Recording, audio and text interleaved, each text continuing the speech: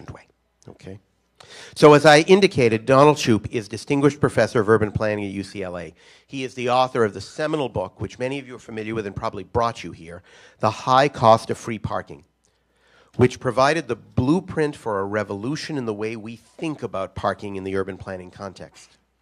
His work has focused on the history of parking policies in the United States and how they have distorted both transportation and land use with enormous consequences for cities, the environment, public health, and the economy. He has authored more than 100 articles, published in the popular and scholarly press, and inspired such a devoted following that those who have taken up his call for parking reform have been dubbed Shoupistas. He has even been called a parking rock star and the Yoda of urban planning by no less distinguished a source than the Wall Street Journal. We are very pleased that he has traveled so far to be with us here today and to bring his message and his ideas to spark our own. It is my pleasure to present to all of you Professor Donald Shoup.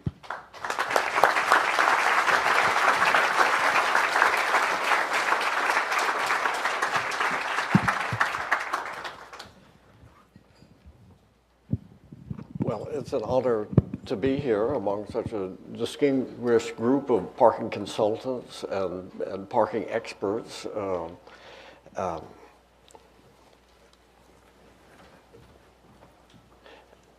You may remember from your college days that the professors come in two types. I don't mean the liberals and the conservatives or the men and the women. I mean the cats and the dogs. The dogs run around in packs and they bark a lot, and each one tries to become the top dog. But the cats are solitary. They like to mark territory as their own so that other cats will stay out. And among the professors of transportation planning, all the dogs chase after moving cars, trying to bite the tires, or they ride around in cars with their heads out the windows, excited by speed. Well, the cats don't like riding around in cars. They never hang their heads out the window. Instead, they inspect all the parked cars and they mark the tires. Cats also enjoy sleeping on the hood of a newly parked car while the engine is still warm. And they use this time to brood about the economics of parked cars. Well, cars are parked 95% of the time, as your cars are right now. So while all the dogs are chasing after cars during the 5% of the time that they're moving, I thought I could find out something about the 95% of the time that cars are parked. I thought this is an important time. After all, in an audience this large, some of you were probably even conceived in a parked car. I was pleased to learn that I was called a parking rock star, but I realized that's not the same thing as a real rock star, although I am thinking of changing my name to Shoup Dog. And I was also pleased to be called the Yoda of urban planning until I remember that Yoda was 800 years old. Well, it's embarrassing for a Californian to be invited to speak in Boston, telling you what to do about parking or driving or anything like that, because most people think that we've paved over the entire state for parking. And we have paved over a large part of it. Here's a view of Silicon Valley. And I think we tend to ignore this asphalt blight in our lives, especially when we're parked free in it, as all of these cars are, on a weekday afternoon. But parking is free to us only in our role as motorists. And we pay dearly for this parking in every other aspect of our lives, as a employer, as a worker, as a taxpayer, as an investor, as a consumer, as a resident, as a tenant. The cost of parking doesn't cease to exist just because the driver doesn't pay for it. The cost is still there, and it has to be paid by somebody, and that somebody is everybody, including people who are too poor to own a car. here's a bigger view of this area. This is the Cisco campus. This is what we call a campus in California.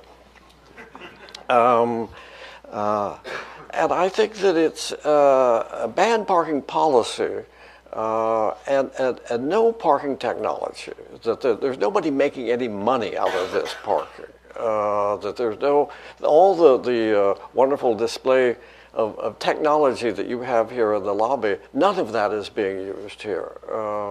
It's just all free. But you do have some of that here, even in Boston, one of the most civilized cities in the United States. Here's, I guess, it says it's the University of Massachusetts at Bayside. Does anybody park there? And here's the Boston Convention Center. That looks like it has a lot of surface parking. And even some of the suburban areas have a lot of parking. But I think these aerial views sometimes give an unflattering, unfair picture of what's on the ground. Here's what it looks like on the ground. Well, I think that my profession, the urban planning profession, is responsible for a lot of this because cities require this parking. And where do they know how much to require? Well, they go to the American Planning Association. Here's a book, Parking Standards. Who could object to that? Standards sound like a good idea. High standards. Who could object to that? But this book says nothing about standards. It just reports the parking requirements in dozens of cities. If you want to know what the parking requirement for an animal grooming studio would be, because the City Council of Boston has asked you to set it, well, what would you do? You've never learned anything in your planning education on how to set a parking requirement. Well, you go and look and see, well, what does New Haven require, and what does other cities require for an animal grooming studio? After all, it passed the City Council. It must have some basis. And that's how these parking requirements are spread. Here's just a picture of the land uses. You probably can't read that. It's not important. It's 8 pages of land uses. This just gets you from abattoir up to boarding house on the lower right. And planners have to set parking requirements for all of these things. One of the signs of the boom during the Clinton years was the great increase in the number of land uses for parking requirements. It went from 1 parking requirement for adult use to 10 different kinds of adult use, like adult bookstore, adult massage parlor, adult theater. And planners have to know the different parking demands at each one of those things. Here's a picture of the adult use thing, and that shows, this is from the American Planning Association. Is this what they want our world to look like? The pictures they choose say something about the planning we do. And each one of these parking requirements seems sensible taken by itself. If you look at them one by one, they make sense, especially if you could relate it to the number of people. It's often related to people, and they always require at least 1 parking space per person. Although there are gender distinctions that are hard to explain. Well, I should say they require 1 parking space for every person except for religious land uses, and even then there's a gender distinction. But once you get away from the number of people, where it's not so obvious what it is, then we go per 1,000 square feet, which is the way most parking requirements are set. But then there's some that don't lend themselves to that, and you have to get more inventive.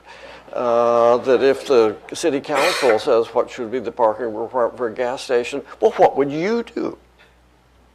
How would you set it? What would you base it on? And the land uses are just hundreds of different land uses. And there's the parking requirements for the afterlife. You have to know all of these things.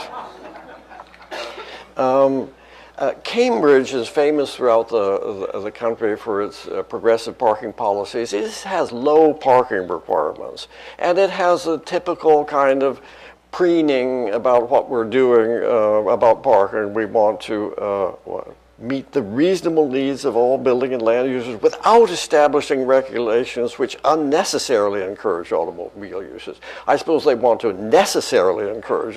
What does the unnecessarily mean in that sentence? They would like to have lots of free parking and not have it encourage automobile use. Well, you can't have it both ways.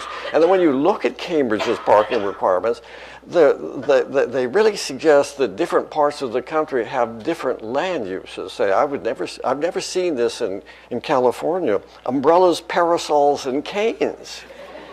That we have to have a parking requirement if somebody wants to open up a shop for umbrellas, parasols, and canes. I mean, we have lots of things for cosmetic studios and things like that in Los Angeles, but not for umbrellas, parasols, and canes.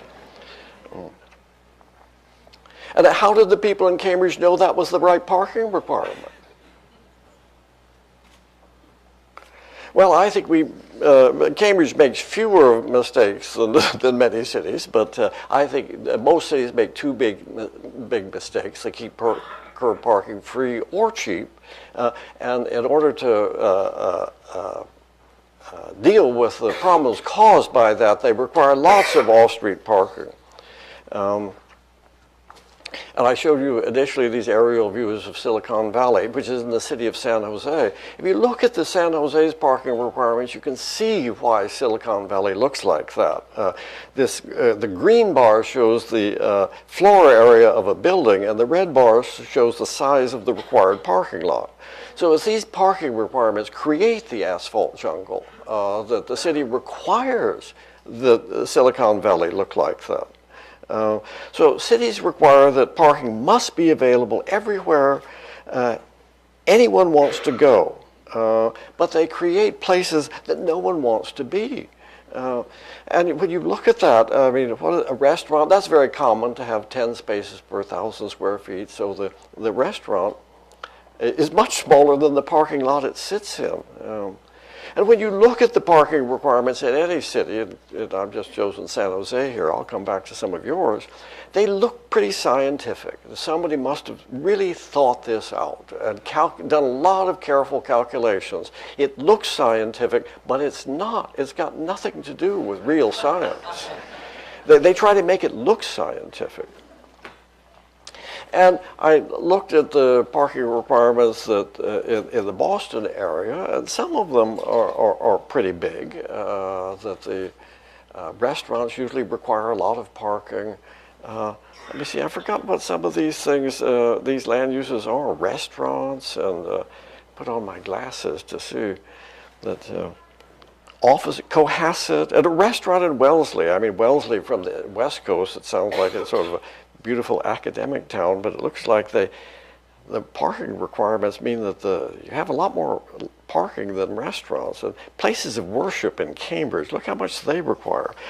Are the places of worship so popular in Cambridge that the city has to require parking a lot more than 3 times the size of the building? Or does Cambridge, is it really a secular town that requires a lot of parking so that we won't have any more places of worship? And then Medfield, Eddie, I've never been to Medfield, but when you look at the parking requirements, they're very high. How about constructing a hotel in Medfield, which requires 1 parking space for each 20 square feet of floor area for land use, for floor area of a meeting? Now, since the parking requirement in parking lots requires about 330 square feet per parking space, require 1 parking space for each 20 square feet, means that the parking lot is 16 times bigger than the floor area of the meeting space. And then you also need, 1.5 parking spaces per room in the hotel, and 1 parking space for each 2 employees. Now, if you worked for the planning department in Medfield and they asked you to set the parking requirement, what would you have done? Maybe this makes sense, I don't know. And then they require 5 spaces per doctor. Well, I mean, there's the doctor and then all of us waiting in the waiting room. I suppose we all need a parking space. So here's what it makes downtown. Is this downtown Medfield? Has anybody ever been there? Is that what downtown Medfield looks like? Well, see, it isn't because people wanted it that way. I think it's because the city requires it to be that way. And we have no parking problem there, I'm sure. Well, how much do these parking spaces cost? I just finished doing some research on this. The planners never consider the cost of parking spaces in setting the parking requirements. That's irrelevant. We just want to know how many parking spaces are needed for anybody who wants to drive a car there. Who cares what the cost is? But how much do parking spaces cost? Well, you can't say because it depends on the site, it depends on the soil conditions, if it's a structure or underground parking. It depends on dozens of things. I took some estimates of the construction cost per square foot of in different parts of the country by a well-known cost estimator, and looked at it for parking, and this shows their estimates for the average cost of parking spaces for an underground garage in Boston is $31,000 a space. Now that's the average cost. In some cases it would be much higher, and some could be lower, I suppose. And for an above ground parking space is $25,000 a space.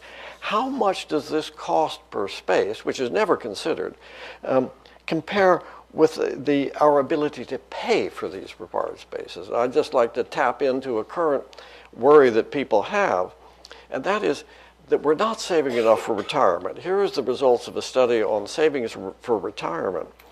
And one structured parking space in Boston costs more than the entire retirement savings of most American households. Just one space. And we say these parking spaces are needed, even though you're forcing investment in parking that exceeds the value of people's retirement. And for low-income people, this is for all of them. It says they break it down. Of course, we always do it by ethnicity now. It would be those. If you could read the percentages in there, it's over 75% of the retirement savings of the average black household, over 70% of all black households have retirement savings less than $10,000. Certainly less than the cost of one required parking space. And it's even more, 80% of Latinos have saved less than $10,000 for their retirement. So planning is supposed to be about the future. But parking requirements are just about satisfying present needs. And the future can take care of itself. So I think that these parking requirements are extremely expensive, carelessly set. Problems because the people who are asked to set the requirements, they don't know how much the required parking spaces cost, or how much it increased the cost of housing, which was mentioned. I mean, well, how much does it increase the cost of housing? Nobody can tell you. How does it affect urban design? You mentioned that. People complain about the looks of things. How does it affect traffic congestion? How can you set a parking requirement if you don't know these things or never even thought about them? Or air pollution. And fuel consumption, now we have to worry about CO2 emissions. And the parking instruction in planning schools is zero. Nobody here in any urban planning department, I think, could say that they have any instruction in parking requirements. The only way a planning student would hear about parking requirements in planning school is to realize that they interfere with everything they want to do when they graduate, with affordable housing or transit-oriented design or something like that. That's the only way they learn about parking requirements, to realize that they thwart everything they want to do. And I think we've made a terrible mistake. We have governmentalized what should be a private decision. The government has no business telling anybody how many parking spaces they need because the government doesn't know. And they've created a disaster. So I think the upside of this disaster is that we can, with very small, easy reforms, we can make huge improvements. I think that's the wonderful opportunity we have. I just recommend 3 simple reforms, and the this was a tautology. How could you object to charging the right price for curb parking? But by the right price, I mean it's the lowest price the city can charge and still have 1 or 2 open spaces on every block. Sometimes it's called performance pricing or dynamic pricing, although I don't mean that it changes every minute. And then to make this politically popular, cities have established parking benefit districts that spend the meter revenue to improve public services on the metered streets. So if we put meters in your neighborhood, you get all the revenue to pay for putting your wires underground or repairing your sidewalks or facade improvements or graffiti removal. And that makes the meters popular because every time you step outside your door, you see the meter money at work. It doesn't disappear into City Hall. And City Hall, you might as well give it to the UN or to the war in Iraq or Afghanistan, something like that. The money just has no political benefit. And then once you've done that, you can reduce or remove the parking requirements. And you don't, one thing that I think many planners don't pay attention to, having parking requirements makes it very difficult to reuse old buildings, because if you wanted to convert a shoe store into a restaurant, the first thing the planners would say, well, where's the required parking? That it makes it very difficult to adapt old buildings, which are a scarce resource. I mean, you've got plenty of them, but in most cities, they're a very valuable resource, and parking requirements makes it hard to use them. I think that we have these 3 great opportunities. The performance-based parking prices, they adjust over time. That it means that it'll be different prices at different times of day to have a few vacant spaces. About 85% occupancy is the rule of thumb that people use. I don't mean that literally, but sort of an average of 85% is about right. That's about 1 out of 8 spaces is open. So wherever you go, you'll see that that there are 1 or 2 open spaces. Nobody can say that there's a shortage of parking. Now, how can anybody say there's a shortage of parking? Wherever they go, they see 1 or 2 open spaces. And that's not such a terrible thing. I mean, we've gotten used to the idea that there is no parking, and I think that's worse than paying for parking. San Francisco is trying this, and they, because they had a federal grant, they had money for a graphic artist. I think that's, I think anybody who runs a public agency knows you need a great graphic artist to get across what you want. And here is the problem on some blocks, that all the spaces are occupied, and people say there's no place to park. There's a terrific parking shortage here. And on other blocks, there are spaces available. So if you just nudge up the price on the top block and nudge it down on the bottom block, you could get something like this. This is what the city should aim for. Now, some people think when they first hear about this, that the charging fair market prices for curb parking requires some wrenching social change, almost as cataclysmic as the Reformation or Prohibition. You know, the Boston couldn't handle this. I mean, we've never done it, and it would be inconceivable here. But is it really too much for Boston to move 1 car from the top block to the bottom block? I mean, can we not handle that? Is it beyond our capabilities? Well, San Francisco is trying it, and they also had money for a nice short video that explains in less than 3 minutes everything I'm going to say. If you had a choice between watching this video and listening to me, I would watch this video. Finding a parking space can be frustrating and time-consuming. It's estimated close to 1/3 of city traffic is caused by drivers circling while looking for a space. Some drivers just give up and double park. This clogs our streets and needlessly pollutes the air. These cars slow down public transit and get in the way of emergency vehicles. And drivers focused on finding parking create a hazard for pedestrians and cyclists. There is a better way. San Francisco is testing new parking technology and a flexible approach to pricing that is designed to make parking work better for everyone. SF Park's goal is to have at least 1 parking space available per block. That way, drivers can park near a specific destination without the need to circle the block or double park. This also provides a steadier flow of customers for business owners. SF Park provides safer and clearer streets for everyone. Here's how it works. Newly installed parking sensors detect when a parking space is available. Drivers will be able to check parking availability and rates online, by text message, and by smartphone before heading to their destination. This will help people decide whether to drive, take public transit, bike, or walk. When people choose to drive, new SF Park meters will make paying easier. In addition to taking coins, the new meters will accept credit cards and SFMTA parking cards.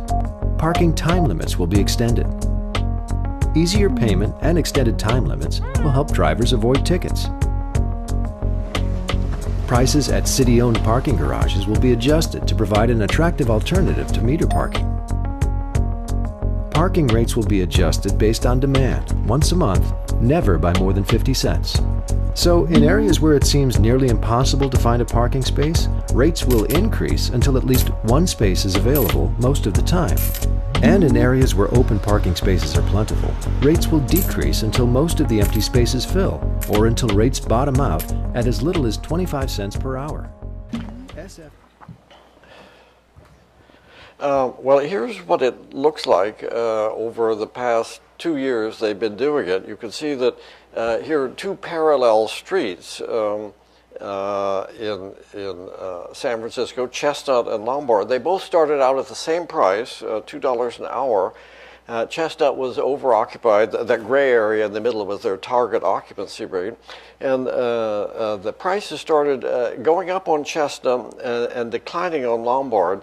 And it took a while before it had an effect. But you can see after about a year, finally, the occupancy on Chestnut began to decline, and on Lombard, it began to increase. And so the average price, they started out at $2 an hour, and the average price on Lombard fell by 50%, and on Chestnut, it increased by 75%.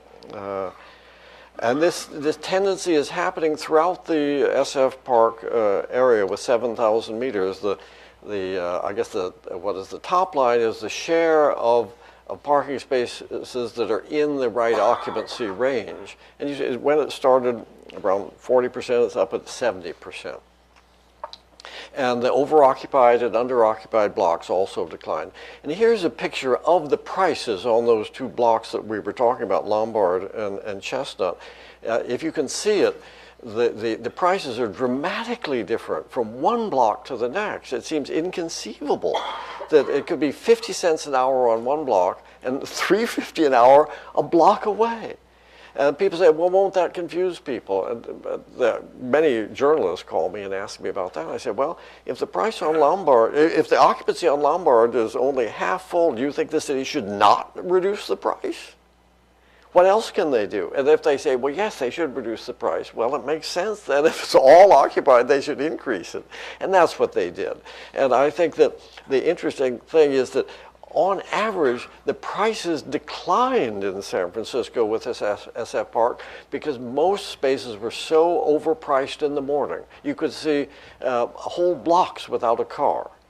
There would be a 2-hour time limit and $2 an hour with no cars at it. So the prices kept going down.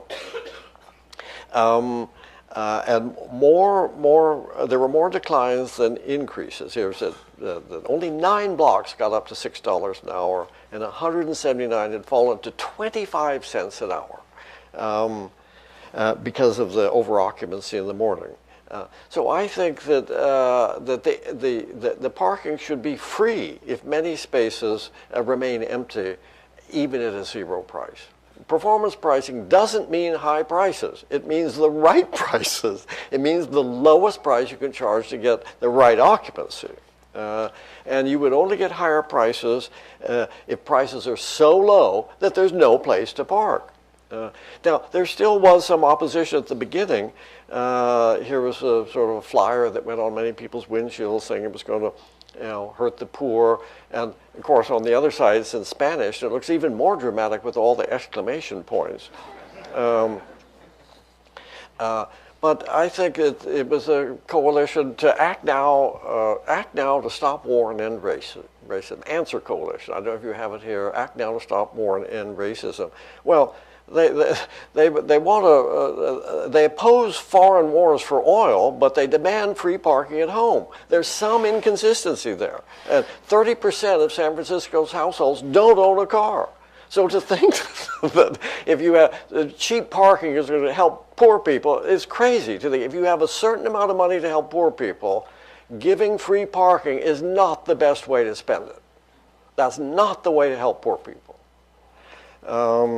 We only have so much money to give to poor people, and giving it for free parking for everybody, regardless of their income, is certainly not means testing the subsidy. And then some people say, oh, well, we can't charge for parking in the evening because, oh, people won't be able to afford going out for dinner or something like that. And many cities turn off their meters in the evening. And I always ask, whenever I go to a restaurant, the waiters, where did you park? I'm shameless about that, but I think that anybody who's interested in parking ought to ask that. And so many times you get the answer, oh, well, I try to get here before 6 and get a meter so I can park free all evening. And that means that there aren't customers who parked in those spaces. That I think that the waiters would be a lot better off if they parked farther away and walked, and then the spaces were available for people who are going to give them tips. It reduces employment. It means that there's a lot of cruising for parking right at the rush hour, so people can get a metered space. We've all done it. Now, some people think that it's hard to do this adjustable pricing because their meters couldn't handle it. Most meters that I've seen in Boston are functionally identical to the first one in 1935. Here it is, except the 1935 ones are more streamlined. That they were condemned as an infernal combination of an alarm clock and a slot machine that you just hope to get back before your time went out.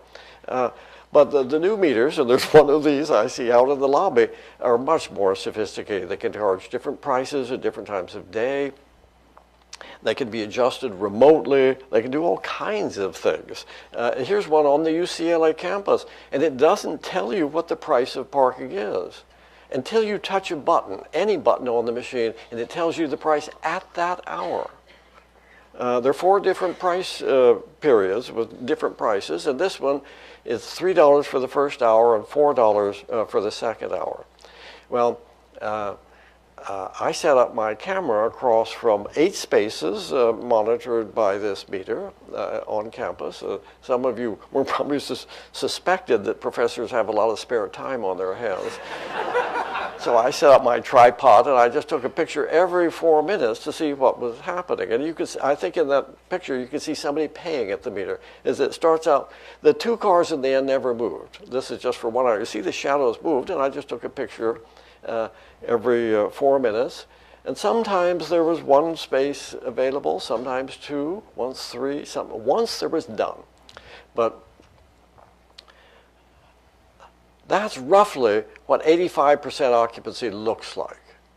And do the parking spaces work that well in your town? Well, every town you come from, could you look at if you set up your camera on a tripod across from 8 spaces, would they turn over like that? Would everybody say, oh, well, there's usually a space here? It's usually always full. That's what it ought to be.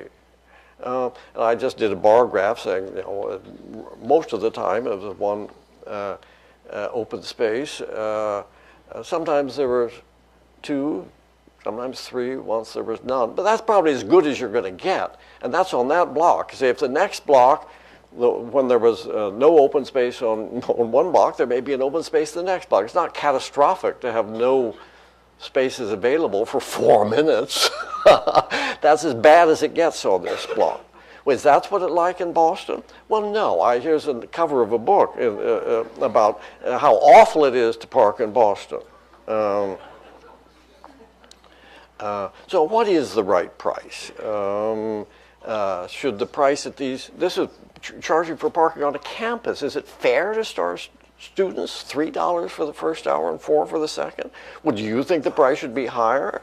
Well, no, because if it were higher, then more of the spaces would be unused. But if it were lower, there would be no open spaces where there has to be. Before they started this variable pricing, there would be lines of cars waiting up, hoping to see somebody leave.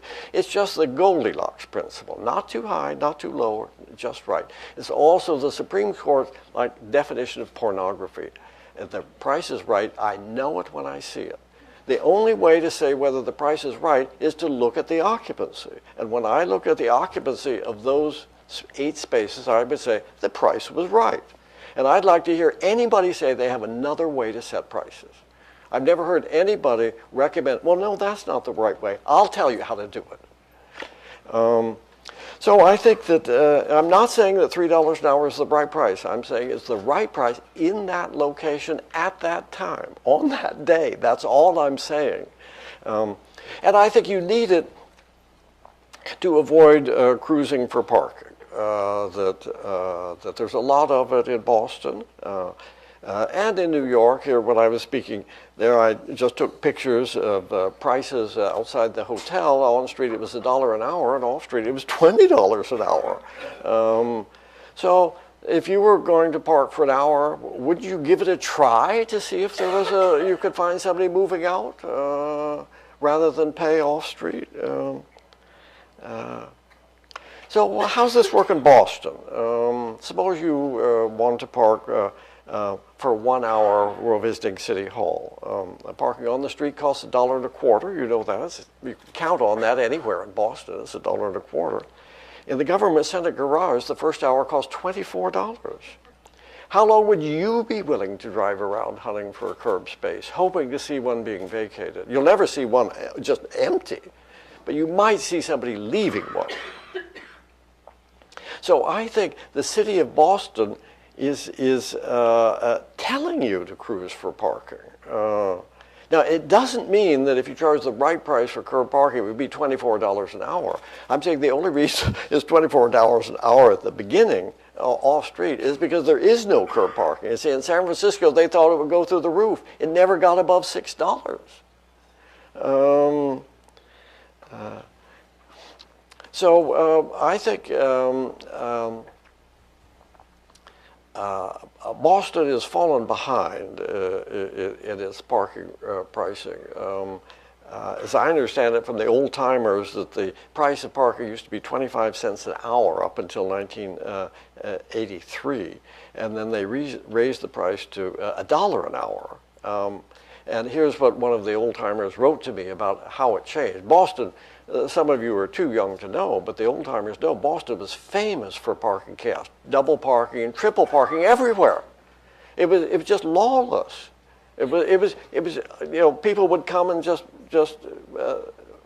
staggered at the idea that this would be allowed in any city, and raising it to $1 an hour solved a lot of that problem, and then it just stagnated for a long time. And I understand that in 2011, after 10 years of debate in the city council, they raised the price to $1.25 an hour.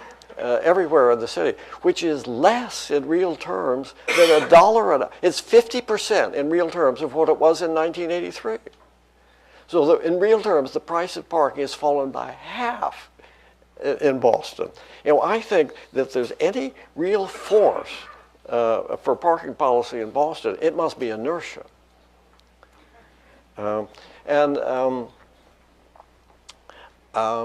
Here's just maybe you can, those of you who are lucky who are sitting near these screens, but it's a series of studies starting in 1927 on the how much of the traffic is cruising or how long you have to cruise.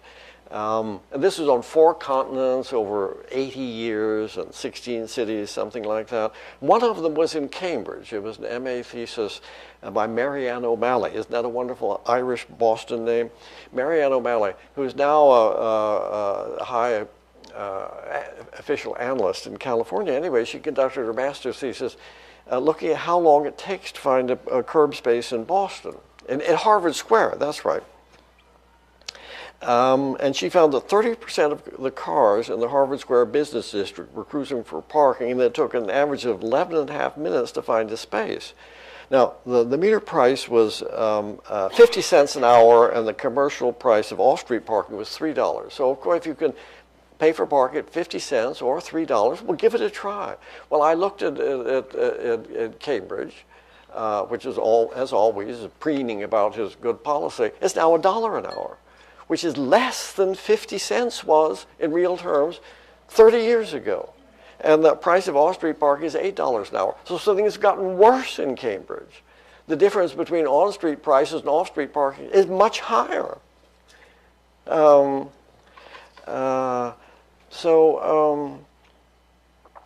was a study done in Chicago before World War II of looking at cruising patterns that they studied following cars.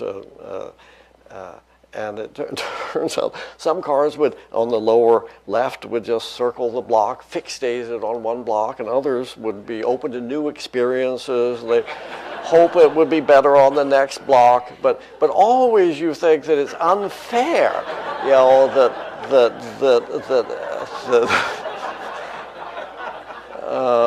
and this leads to very dangerous behavior. I've done a lot of cruising studies myself. You see cars making U-turns in the middle of the street if they see an open space on the other side. This leads to very, very risky behavior. Here's some grainy footage I caught in Cambridge just yesterday with my cell phone.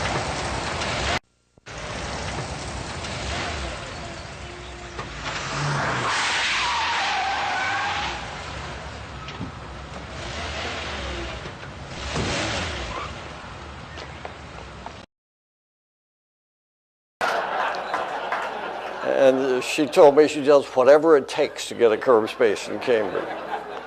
Well, getting to the politics of this, I think we can make the policies I recommend more feasible if you are very upfront with what you're doing with the meter money. Here's a sign on the parking meters in Pasadena saying where your meter money is going. And most of us here in Boston or Cambridge think that we know where the meter money is going. But here's a picture of in the neighborhood around the Los Angeles Coliseum during the 1984 Olympics, but it happens at every event at the Olympics, is that the people park their own cars on the street and they rent the spaces in their driveways to ticket holders. And I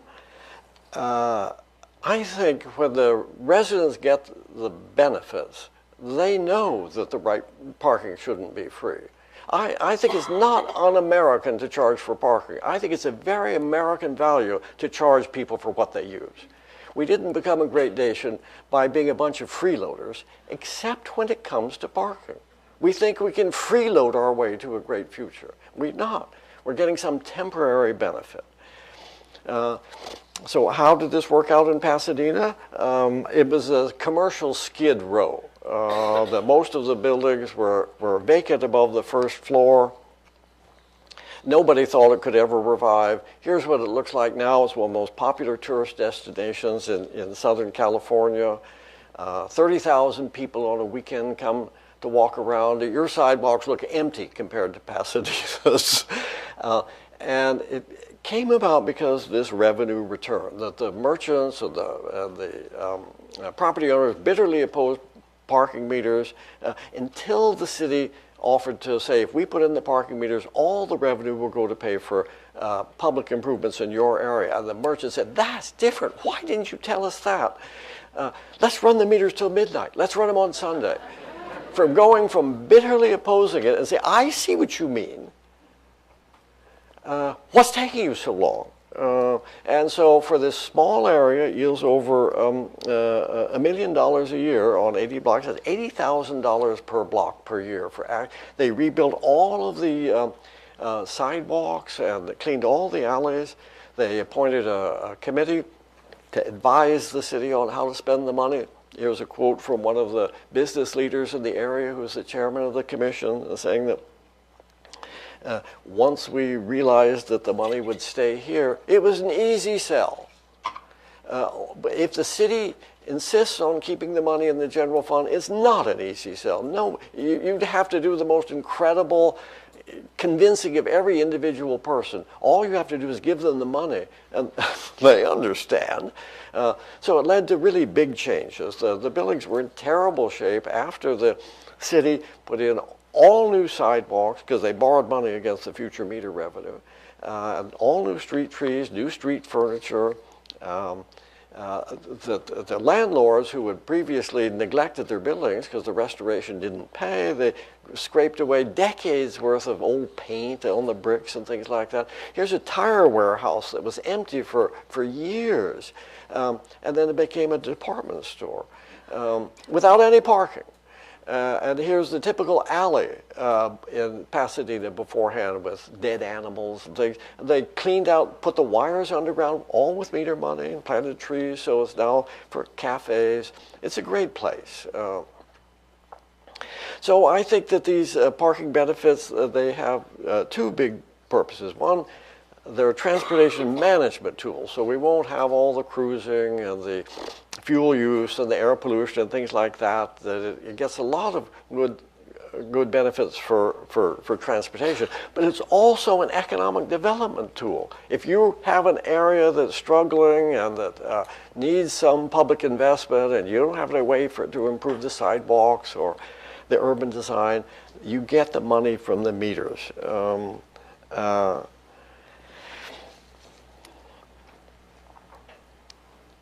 And then the third thing to do, I think, is to remove these off-street parking requirements that we started out with. That here is, I was speaking in my class. I speak a whole semester on this, so I'm condensing a semester into 1 hour.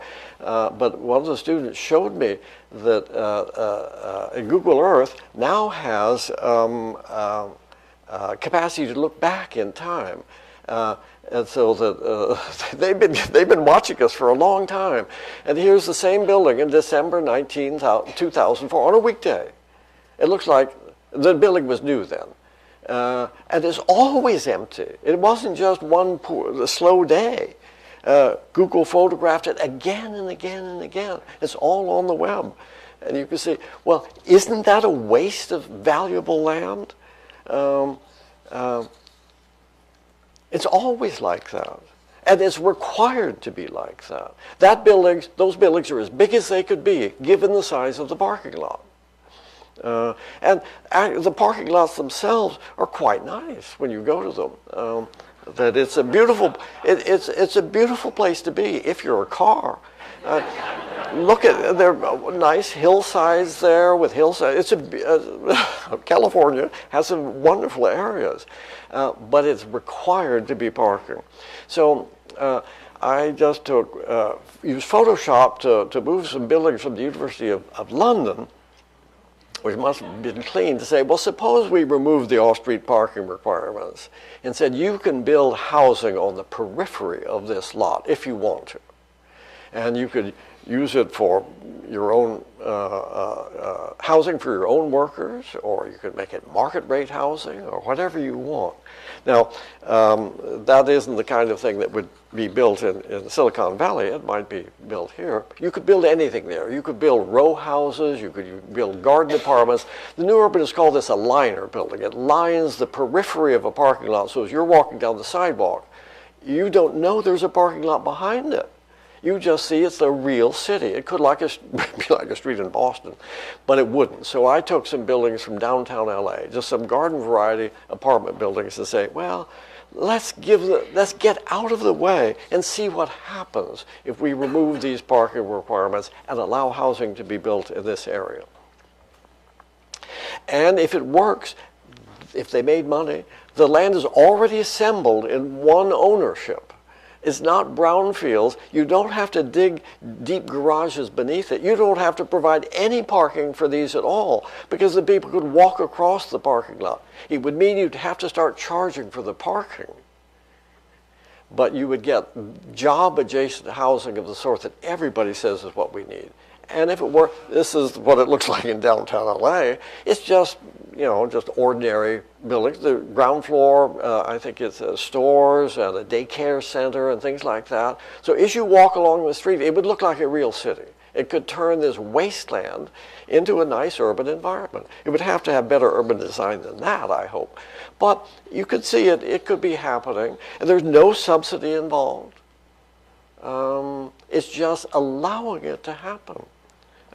So I think that there are a lot of good effects of this, that it would create jobs, because somebody would have to build this housing. We could import cars and fuel, but we can't import apartment houses. I mean, if you were an electrician or a drywaller or a roofer or an architect or a planner or any of these professions, wouldn't you like to see this happening? And of course, it would increase the housing supply right where people want to be.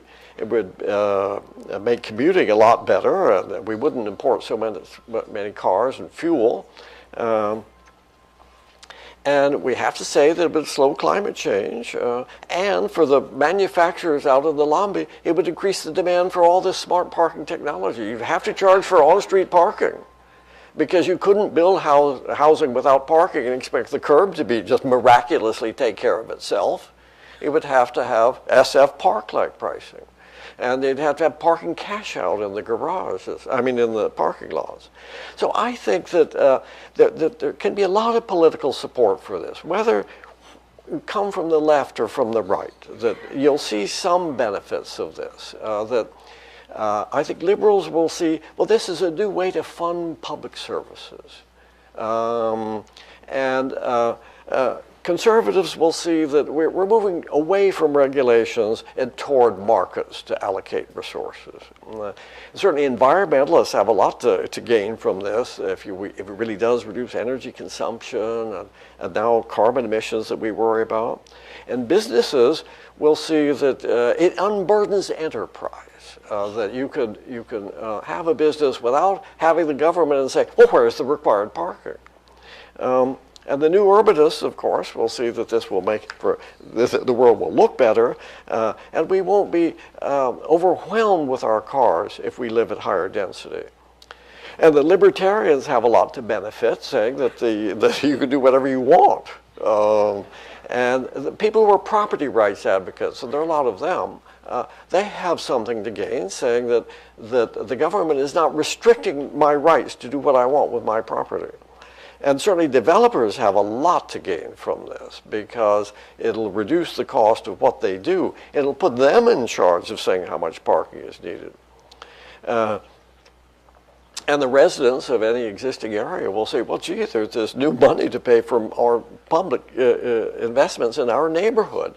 And some neighborhood activists will see that, well, there's more local choices that we can make.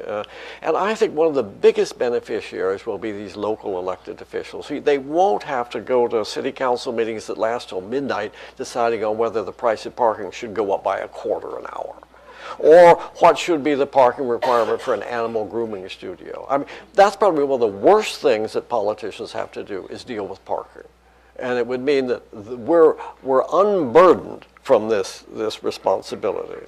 I think that local elected officials have a lot to gain from this. So I think it's getting back to where we started, that the current system is so bad that by some minor reforms, we could stop shooting ourselves in the feet. We couldn't stop hampering everything we want to do by ridiculous government regulations and government mismanagement of the current parking supply. I think if you want to appeal to the libertarians, here is that the government mismanages all the parking it owns, and then interferes in the private sector, saying, you're not performing right. We're going to tell you what to do.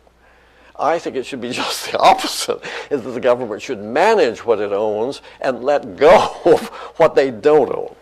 Well, what would we do with all the cars that we won't need? Well, here's a sculpture in France I like called long-term parking.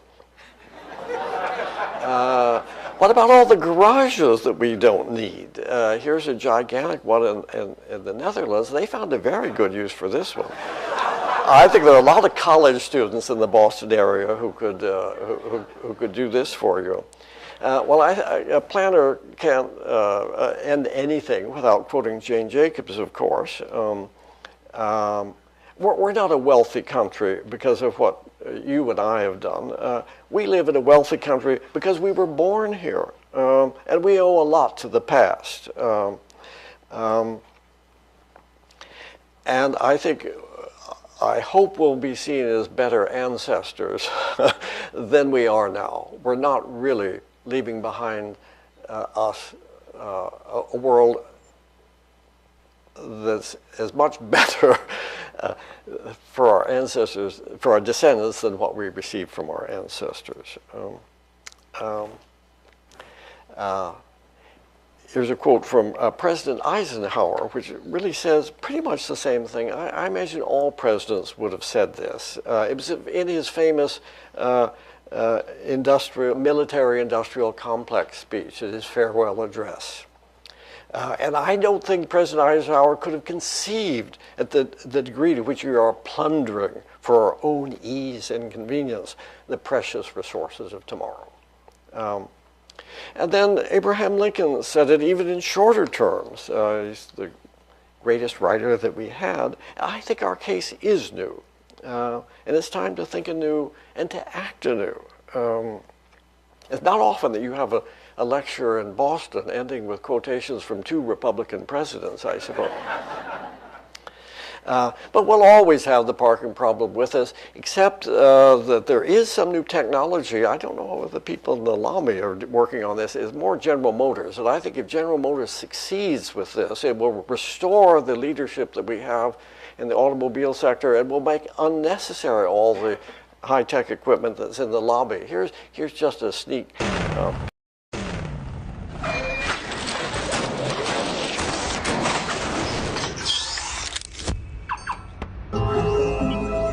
Thank you very much.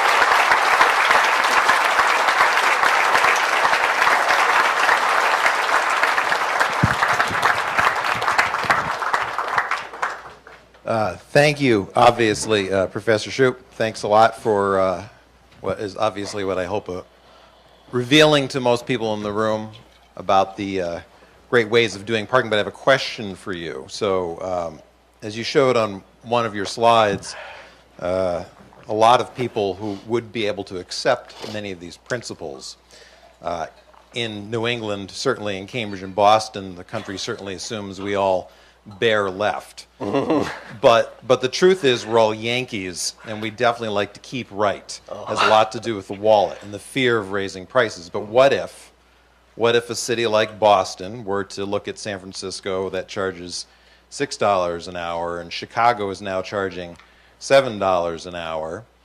Could we double it to, what, $2.50 an hour? If we did that, if we had the political will, if we thought we could get there, what would we then do? That's going to be a lot of money in the coffers of the city, is the perception.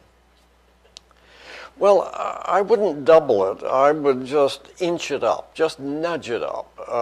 Say in San Francisco, it only goes up by 25 cents an hour, and no more than frequently than every 6 weeks. So that most people don't even know anything is happening. That when you go to of course, in Boston, where everybody knows it's $1.25 here, but most people in most cities don't know what the price of curb parking is. So I would say, I wouldn't talk about doubling the price of parking. I would just say inch it up until you see the occupancy you want.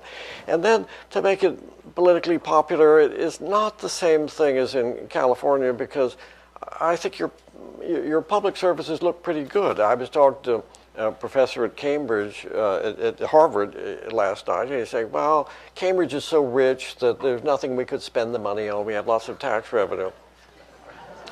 And I was saying, it does look good. I mean, the public services do look good to a tourist. There's some ragged parts of town, definitely, but I think that one of the easiest things to do is what Boulder did.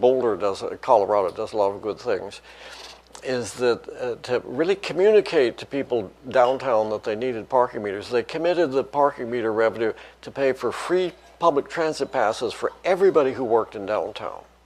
So that if you work downtown, you have a free transit pass. And that's a free fringe benefit for every employer. Every employer can give a free transit pass to their employees paid for by the parking meters. And that reduces the demand for parking. That would mitigate the increase in the price of curb parking.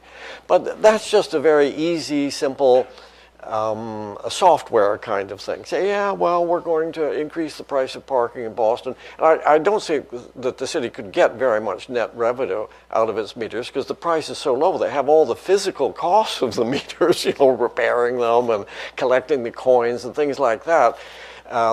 So the expenses will be a high percentage of the gross revenue, and I bet the net revenue isn't very high. I should have looked that up.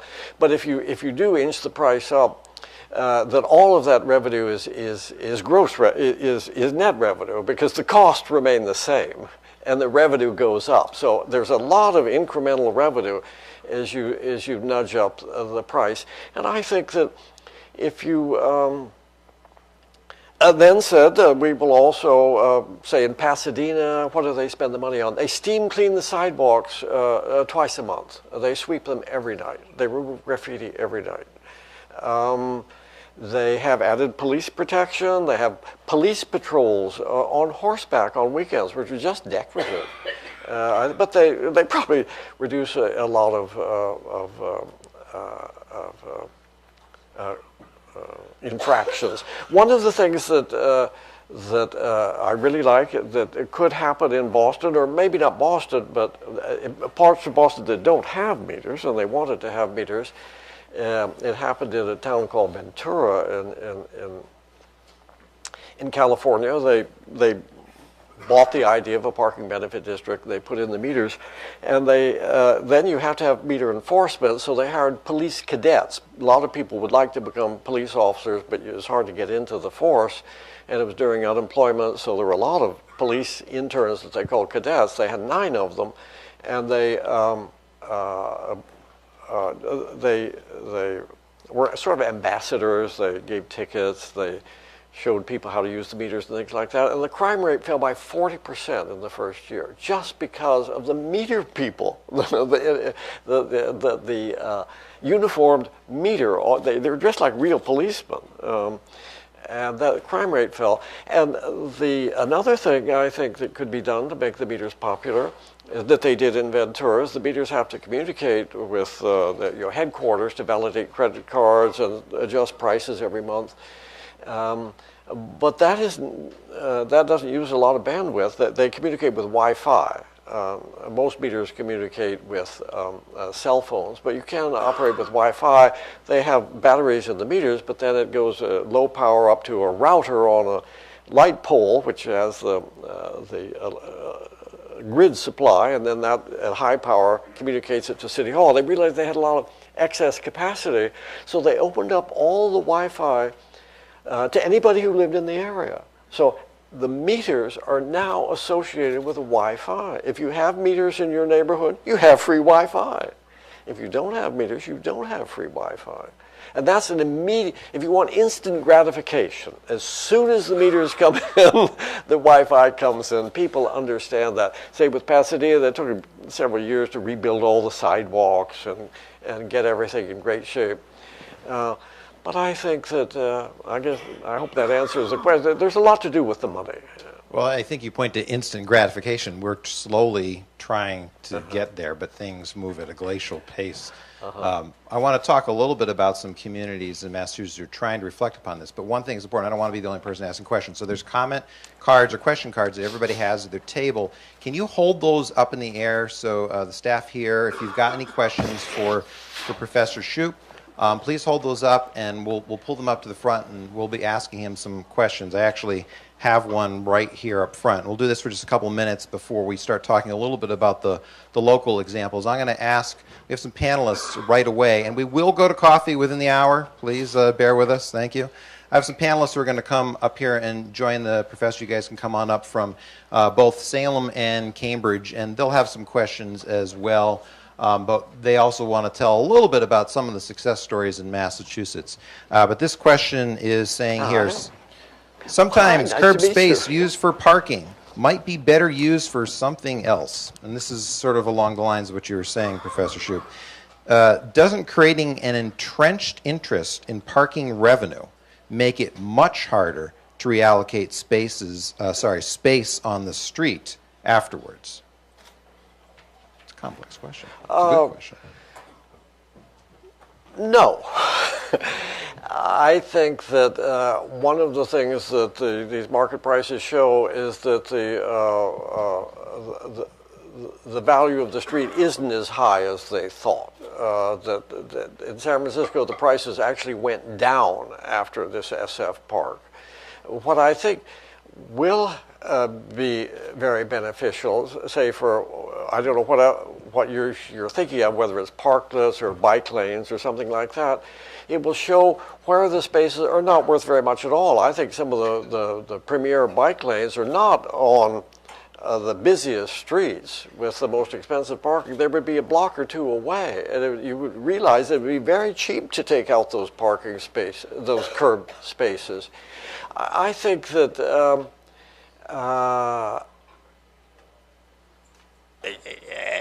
another advantage is if you're going to have parklets. Has that happened here in Boston already? I think somebody's going to talk about that today. Pop-up parks that they convert a curb parking space into a restaurant. It's extremely popular in Europe and is now popular in California, and New York City is doing it. In a cold climate, they convert it back into parking during the winter.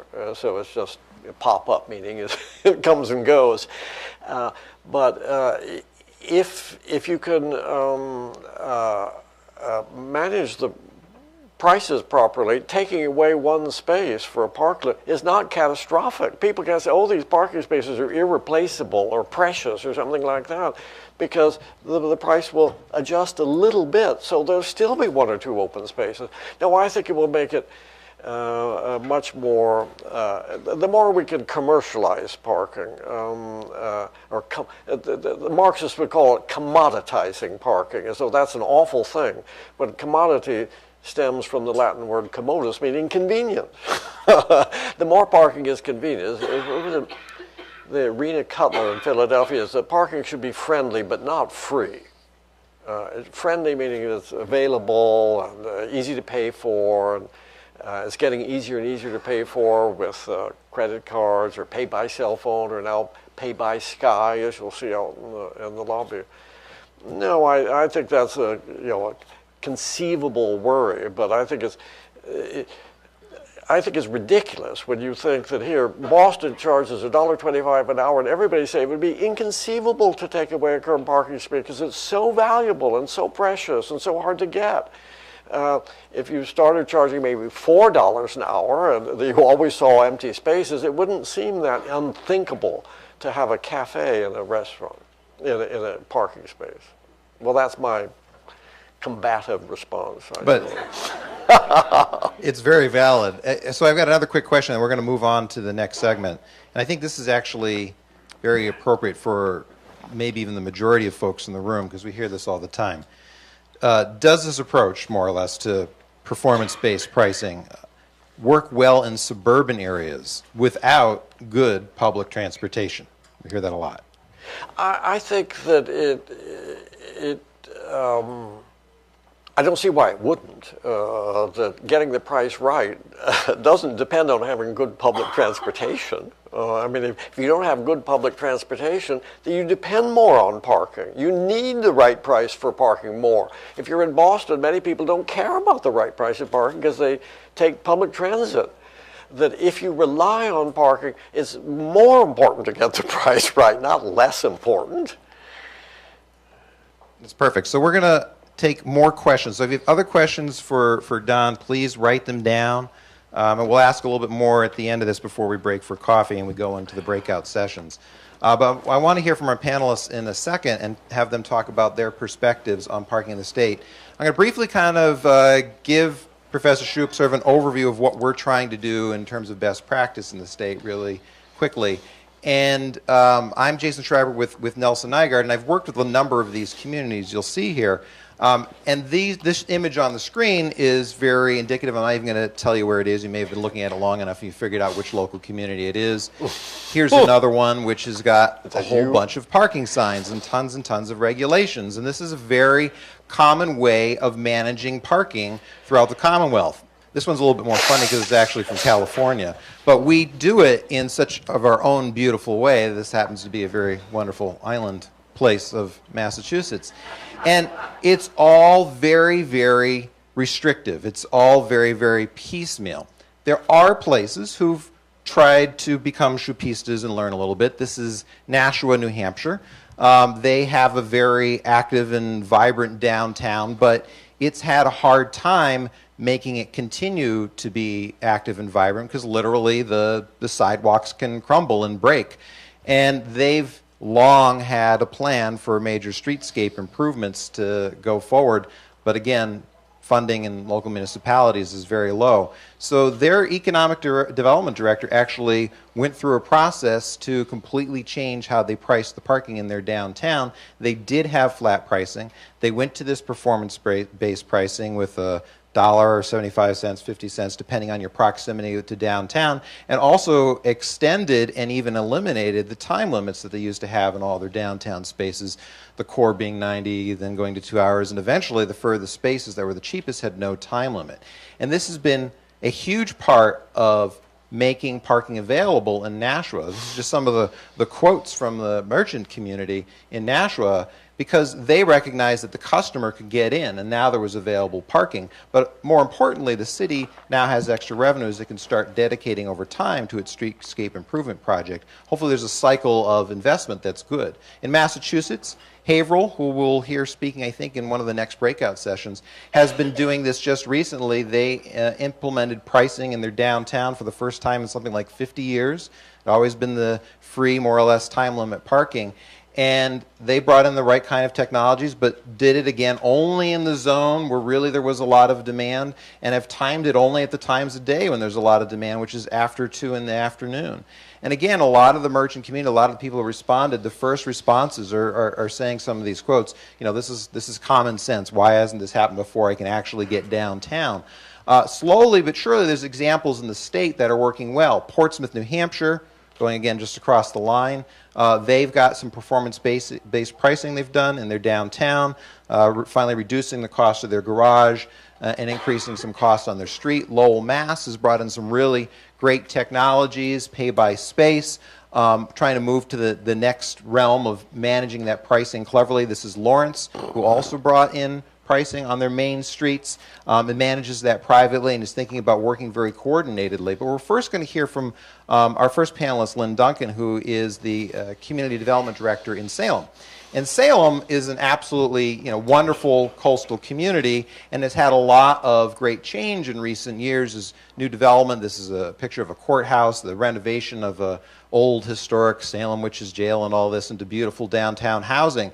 But we started working with them several years ago, and the perception of what parking problems were or how it was behaving was so bad, they actually had details coming to the first, police details coming to the first public meetings, because it was going to be the throngs with torches coming in and saying, don't change this system. Don't change how parking works in our community. And if you actually look at this as a map of all the parking regulations, they, like all those earlier images, had tons and tons of parking regulations, a whole plethora of how to manage their downtown. Today, I think it's been limited to something like 4 as a result of the changes that Lynn is going to talk about. And they were to such extremes, you could literally on Hawthorne Street find 7 different regulations, completely customer unfriendly, but very much the response of politics over time. And as a result, availability on the street was hit and miss. One block could be filled up, around the corner it could be empty, and the patron wouldn't really know because they were afraid that the regulation that they found to be able to park in was the one that they were most familiar with and might get a ticket around the corner. And so Lynn's going to talk a little bit about the process to get to the change that they've seen recently.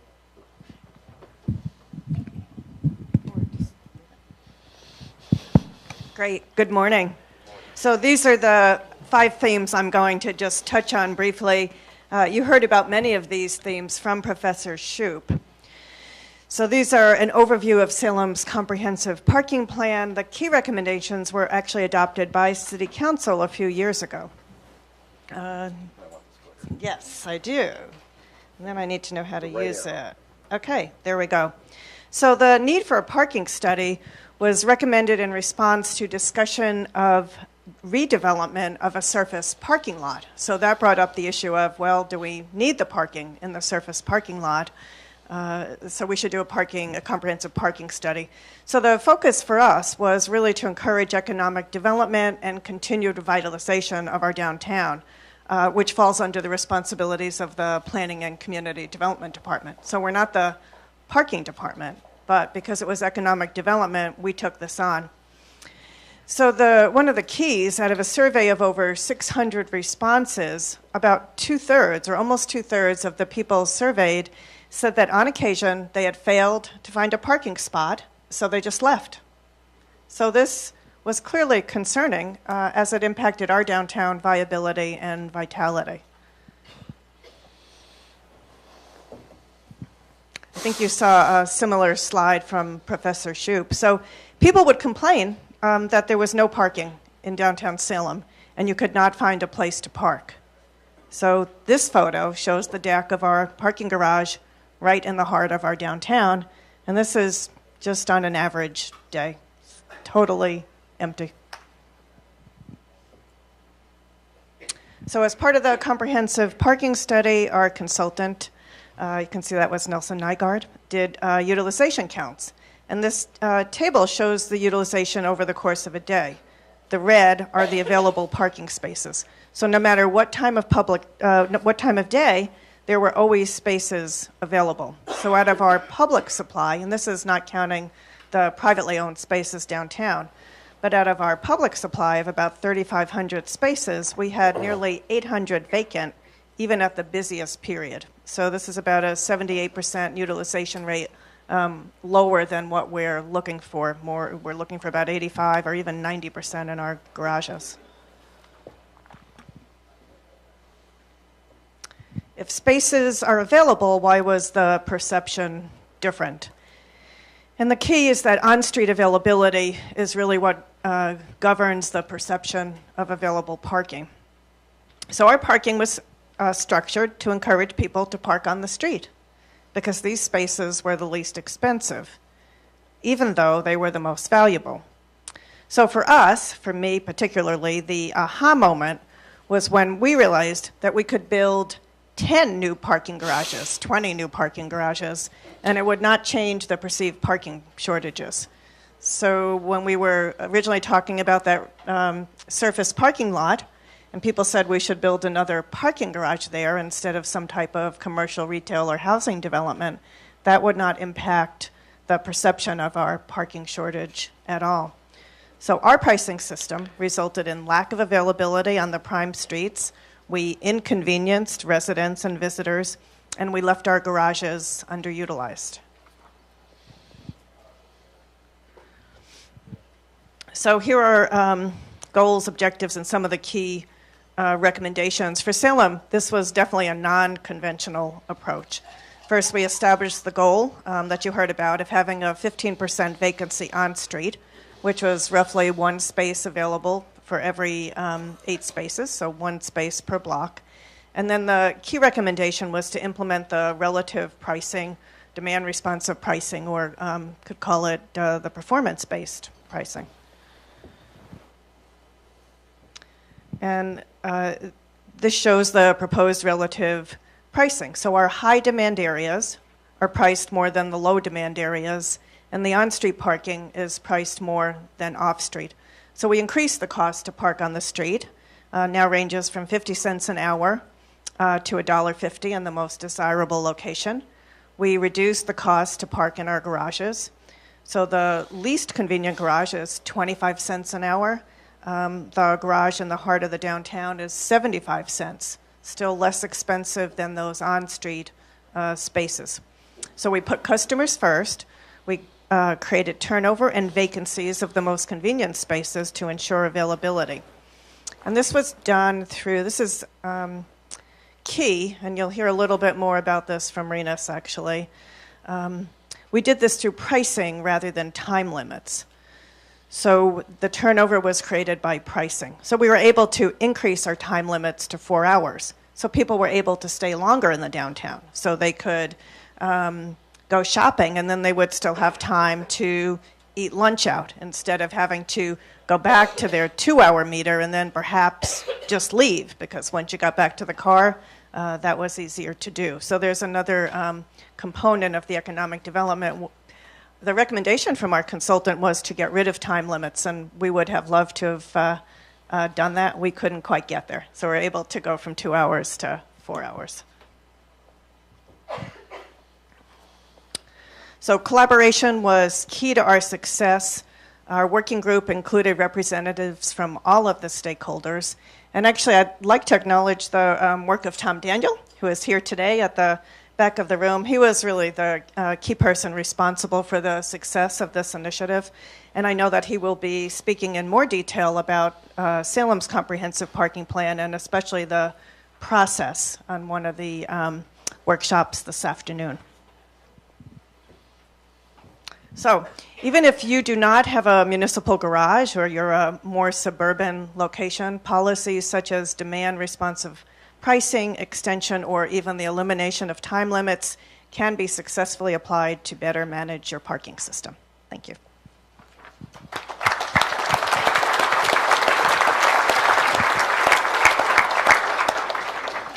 So, Lynn, first of all, if there's any other questions, not only related to Don, but also to the panelists, please, again, fill them out. Hold up your hand every now and then, and somebody will grab your card so that we can actually read those questions at the end of this session. But I did want to ask a quick question of you, Lynn. During that study, the MBTA was also building or planning to build and is now nearing finalization on a 1,500-car parking garage right near the downtown. Has there been any discussions with them on how that'll be managed as part of the overall system? No.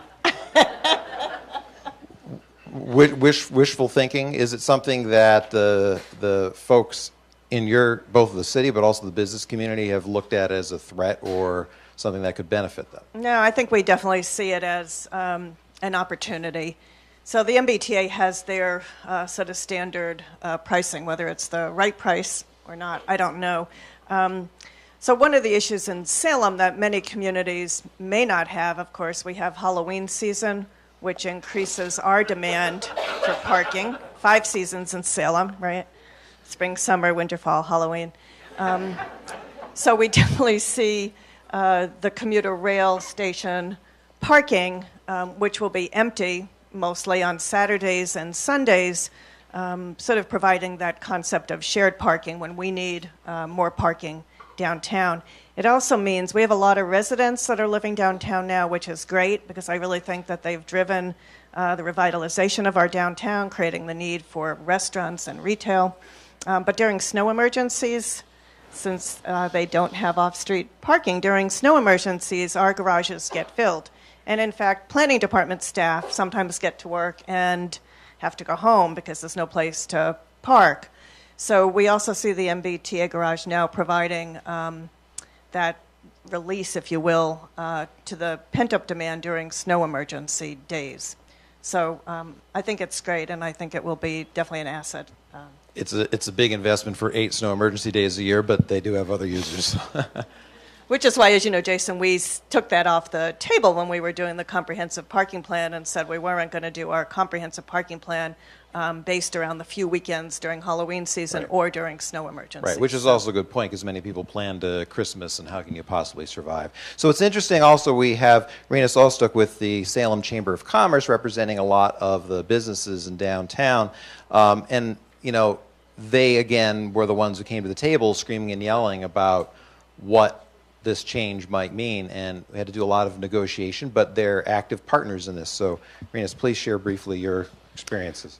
Thank you, and thank you for having me here, being one of the few non-experts in the room, and a foreigner nonetheless.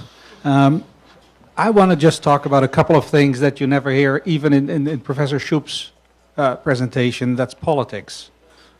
What we all do has to do with what you can get through and what you can make work. And one of the things that you'll hear from me is you're trying to do what's doable.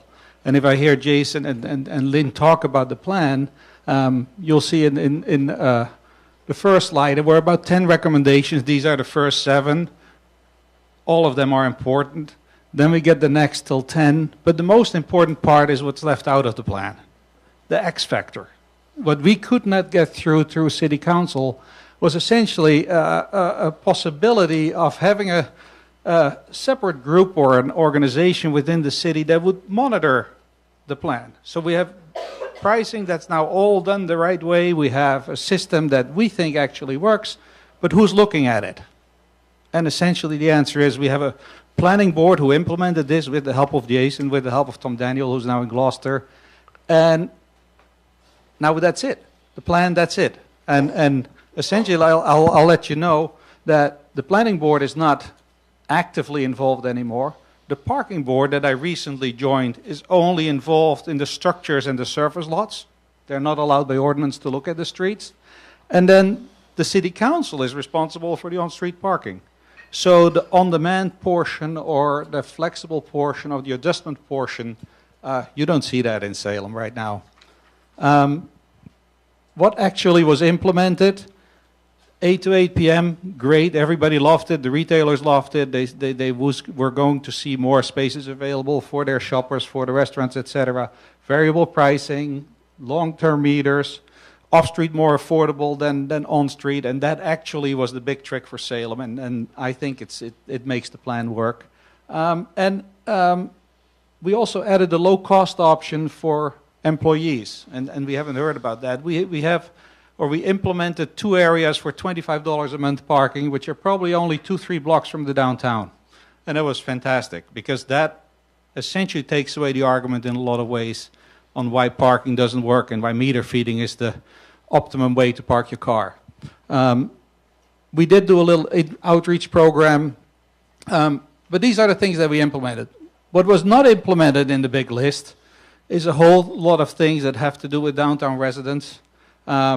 We didn't do anything about the tour buses. As I said, the ongoing monitoring did not happen, is still not happening. And the parking fund to essentially reestablish some money to put back into the downtown. We've always had meters. We've always had the money go into the general fund. That's still the case. So maybe that little devil in the ground is still there taking all the money. There is no extra money to invest it. And additional recommendations, modern parking systems. We had a partial installation of smart meters, and that was only in the highest use portion of town, and the rest of town is now wondering, why not us? And one of the reasons they're asking why not us is because on a daily basis we get people looking for quarters. We now have $75 an hour, $1 an hour, $1.50 an hour, and if you don't have smart meters in front of your business, guess what? People come in all the time looking for quarters. It doesn't work. So we are pushing very hard to find that money somehow and install those meters. And essentially, despite all the non-implemented portions, I will say it's working as far as we can tell. Meaning, no data, but anecdotally, we ask our chamber members, we ask at meetings that we go to, we ask our residents as well as our businesses, and we think it's working. Those in the know, it's really easy to park in Salem now. There's always spaces, there's always the one spot a block, there's always, it has really helped. Even the financial incentive to park in the garage, that empty parking lot on top, that is changing now. People are parking in the garages and utilizing it more. Even our customers, the million tourists, etc., find parking now. So essentially what I'm saying, it's working as far as we can tell. What, of course, is still happening is everybody's talking about the way you all talk about parking. Everybody always talks about parking. There is no parking. That comment we still hear, and then you start digging into it and you say, what do you do? Well, you drive around the block and there's no parking. But if you would go to the lot, there would be plenty of parking. So it's more a matter of perception, and we still haven't dealt with that. The PR portion of our plan still needs a lot of work. It's still a matter of when you drive into town, how do you tell people they've gotten there and they should park and walk? And being a good Dutchman, it's all about walking. And I think that's the secret to any of our downtowns, and we have to get there. The unfortunate thing, though, is and I'll keep it short, since implementation, which is now about 1.5 years, 2 years ago, because there is nobody in charge of the plan, different people have started looking at the plan again and made changes. And as we say, not helpful. Not helpful. And it's both, or all, it's the mayor's office, it's the city council, it's businesses that complained and got politically active and got sign-in sheets. And so what happened over the last 2 years already, no more 8 p.m. And we totally disagree with that. We think the whole plan is sort of a failure, despite the fact that I'm saying it's working, because we went back to 6 p.m. Because we now have people coming into town at 2, 3, 4 in the afternoon, find that meter, take the spot, and go to work. Our restaurant scene is fantastic. There's so many people working there, they take a lot of spots.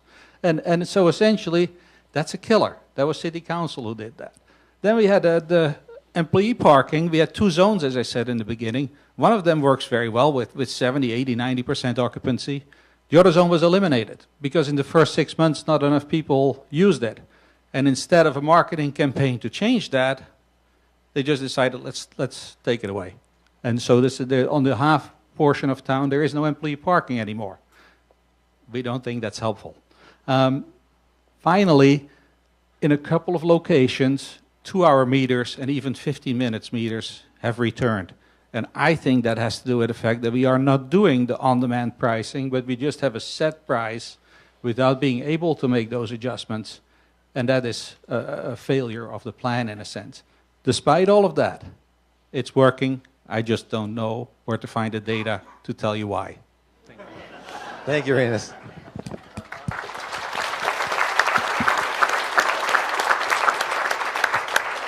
So obviously, Renus has drunk the Kool-Aid, but I assume there's a few other merchants in the community who also thought it was good, at least at one point in time. But it's a good point that these things are needing to always be paid attention to, and it's hard to. I'm going to shift gears a little bit because I want to get us to the coffee break. And Cambridge is here sort of in a different spectrum. We're going to talk a little bit more about off-street parking and parking requirements here. One thing to remember about Cambridge wasn't always this wonderfully beautiful. I mean, Cambridge has done a lot to try to get here, and it's encouraged a lot of good infill development.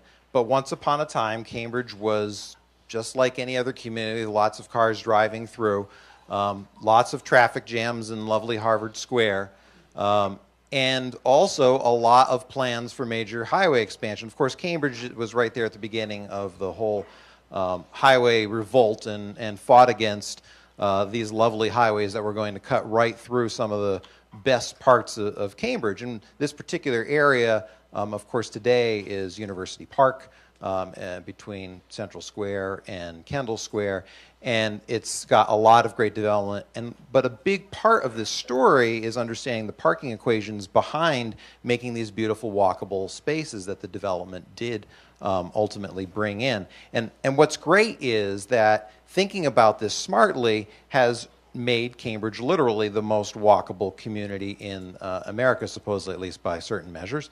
And that's a great story. They're seeing declining amounts of traffic as their density goes up. This is like a national best practice story.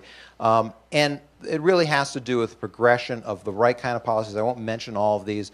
Over the course of just the last couple of decades, they really started to think a lot differently about their downtown. And we have with us today Stephanie Grohl. She's the PTDM planning officer for the city, and the PTDM ordinance is one of the more model ordinances for controlling parking growth in the country.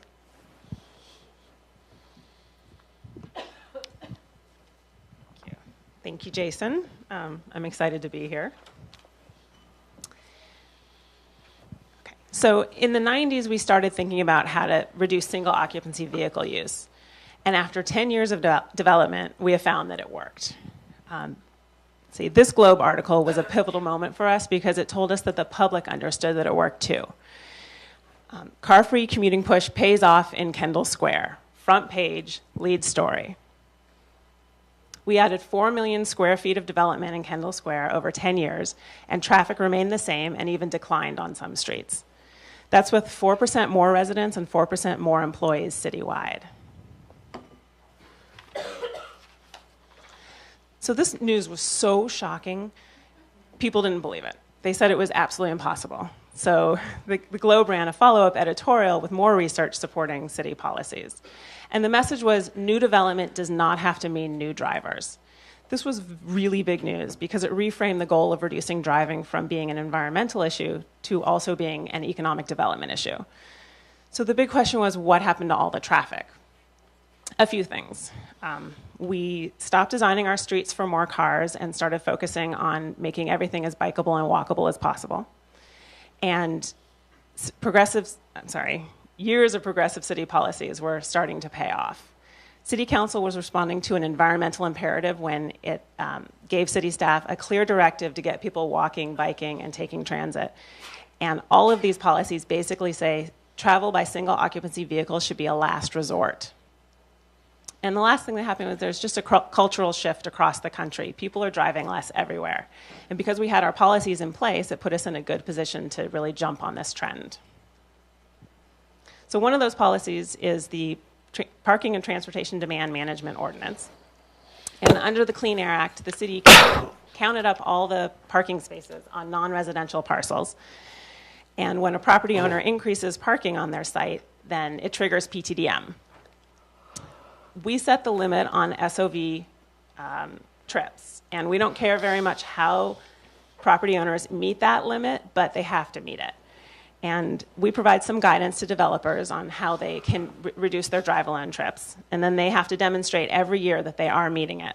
And the PTDM ordinance also has an enforcement provision in case they're not meeting it, which says that the city can charge property owners $10 per space per day and shut down their parking facility until they come back into compliance.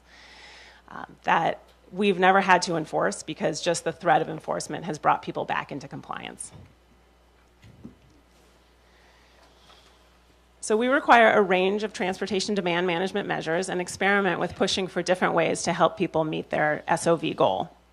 And then we want to spin them into larger city policies if possible. So, for example, the city required all new properties in Kendall Square to provide a shuttle to North Station, which provided the financial support for the Easy Ride shuttle, which is run by the Charles River TMA. And it's a wildly successful shuttle with more than 500,000 riders a year now. The success of the PTDM ordinance can also be seen in our mode shift. This chart shows how people commute to work in Cambridge regardless of origin. And you can see that there was a 5-point drop in the number of drive-alone, 5 percentage point drop in the number of drive-alone rates. And transit and biking are up. Walking stayed high. It didn't change, but it stayed high.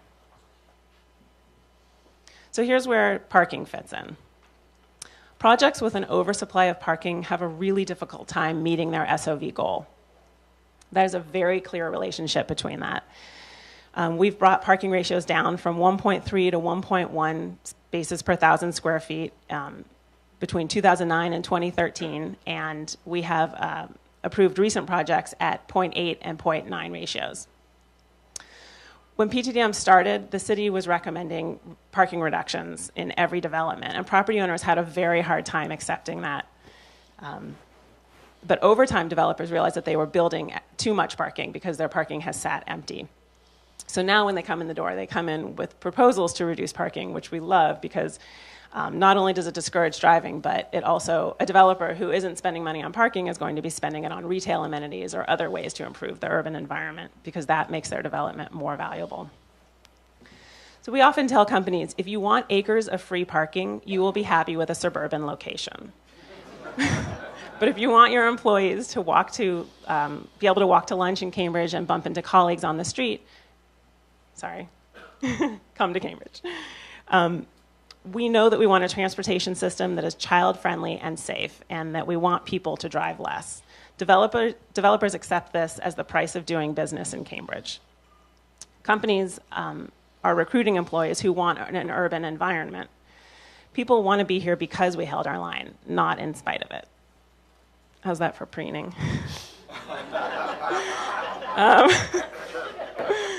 The last thing we want to say is that this kind of program doesn't have to be specific to Cambridge. The details will be different, but there are many aspects that are important if you want to launch this kind of program in your community. So number one, make sure you pass an ordinance that gives you leverage when negotiating with developers.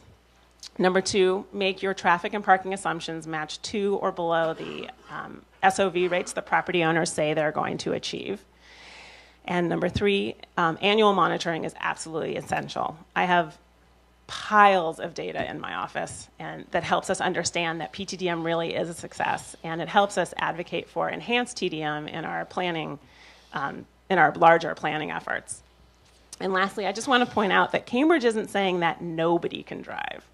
We just designed a system so that it makes it easy to choose not to drive. And it's no longer the default choice.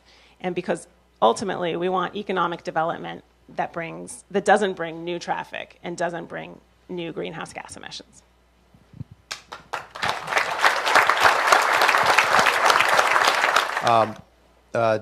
Doug Manns is with HYM Investments, who's currently the property developer for North Point. North Point has gone from planning vision to bricks and mortar rather quickly. If you're ever driving on the north side of downtown Boston, you're seeing the steel going up as we all speak. What's happened there is really a good example of this, and even to a hyper extreme, as Doug will explain. Thank you. Good morning, and I'll try to, I think I have, 30 seconds left now? So I'm with the HYM Investment Group. We are developers of North Point, but also the redevelopers of the Government Center Garage as well. So we have a lot of experience, in particular with shared parking. But I'm going to talk about North Point very briefly today. So North Point is a 45-acre mixed-use development site that's located in East Cambridge, Massachusetts. It's the former Boston and Maine rail yards. It was originally permitted back in 2002, 2003. And when it was first permitted, it was permitted with 4,980 parking spaces. And again, it is for a 45-acre site. It was permitted and approved for a total of 5.2 million square feet, so it's one of the largest redevelopment sites in the greater Boston area. It splits down to about 3 million square feet of residential, which could be condos or apartments, and about 2 million square feet of commercial, which includes about 300,000 square feet of retail, hotel, and the majority is actually office and lab space. 20 development parcels in total, and right now 2 are complete, S&T, which are condominium buildings, fully sold out, and then parcel N is under construction. That's the steel that's going up today, and that's 355 units in a high-rise rental building. It's a very dynamic project, and we're really excited to be working with the City of Cambridge on this. Hopefully some of you guys can read this.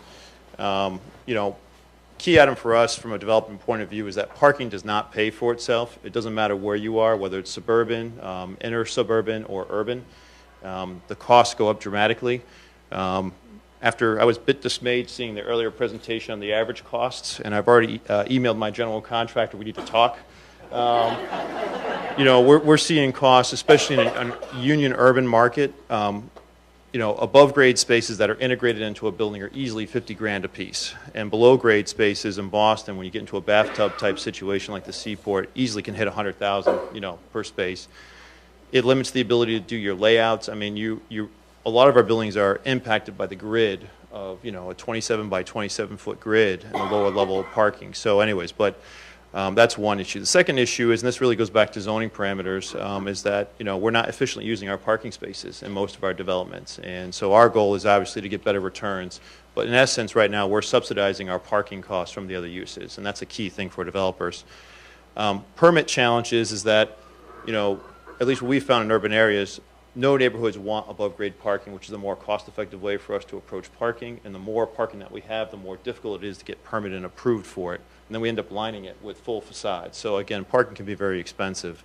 And then we typically hit 2. Trip generation is probably the biggest single issue that we have with any development. And again, that's suburban or urban. Trip generation is what's slowing our ability to build actual larger buildings or more dynamic projects. So. And then, kind of market challenges and commercial and broker tenant resistant. Well, this one's a funny story. So we have North Point, great site. We've offered it to a lot of build-to-suit tenants. We'll say we'll give you 1 space per 1,000 square feet, or 0.9 now per 1,000 square feet spaces. We'll throw in 2 T stations, a commuter rail station, a hubway station, plenty of bike paths. What do you think? And they come back, how about 4 spaces per 1,000?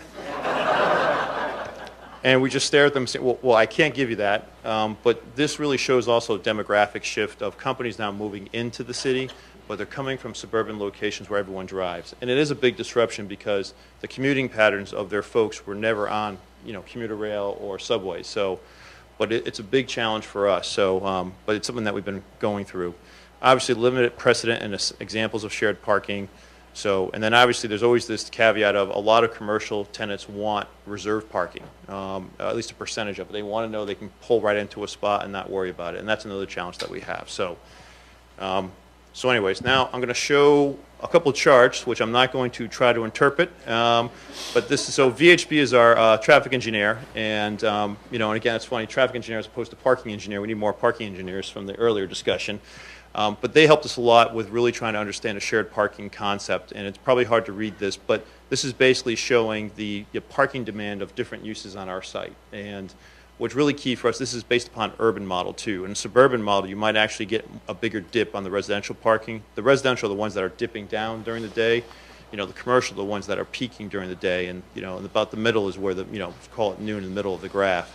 But that's just really important. So we did a lot of analysis, and that was one of them. The second one, again, which is really hard to read, but it starts to show there's a lot of analysis that goes into it. Peak is also different during different parts of the year. Retail is also a struggle for us to integrate because retail peaks December, and it needs a lot of parking. So how do we do overflow in a mixed-use development? But, again, it just kind of shows you all the analysis that we had to go through to get to this point. So right now, I would say the key thing for us is that, besides working with VHB, is that this has been a partnership with the City of Cambridge very closely. So we're working with the Traffic Department, Sue Klippinger and Adam Schulman, who have been instrumental with this, as well as Stephanie. It really takes almost a joint venture effort with the City of Cambridge because we then have to collectively go sell this to the neighborhoods or to the tenants that we're leasing to. And that's not an easy thing because there are not a lot of examples of how this has worked successfully yet, and so we struggle with that. But the reason why this kind of works for North Point is that North Point will be considered its own parking district. So it won't be building by building. The whole thing will be considered a district. And the one thing I forgot to mention, too, is that at North Point, and this has actually helped what we're doing here, we actually have 11 acres of open space on a 45-acre site. And that's over almost 25% of our site is open space. But reducing parking helps that ability to hit that as well.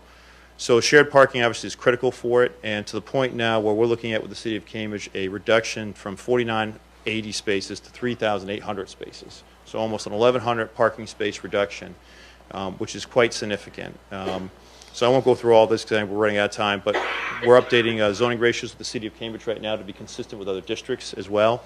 But we're actually going below those requirements still. So I think we could actually get up towards 4,200 spaces with these new regulations.